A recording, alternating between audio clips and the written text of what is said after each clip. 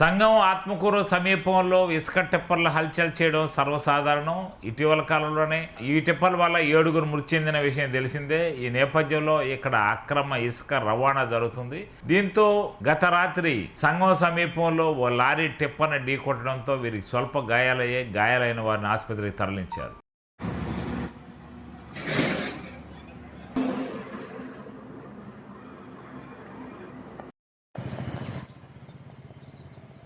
సంగం ఆత్మకూరు సమీపంలో ఇసుక టిప్పర్లు హల్చల్ చేయడం సర్వసాధారణం. ఇటీవల కాలంలోనే ఈ టిప్పర్ల వల్ల 7గురు మృతి చెందిన విషయం తెలిసిందే. ఈ నేపథ్యంలో ఇక్కడ అక్రమ ఇసుక రవాణా జరుగుతుంది. దీంతో గత రాత్రి సంగం సమీపంలో ఓ లారీ టిప్పర్ని ఢీకొట్టడంతో వీరికి స్వల్ప గాయాలైన వారిని ఆసుపత్రికి తరలించారు.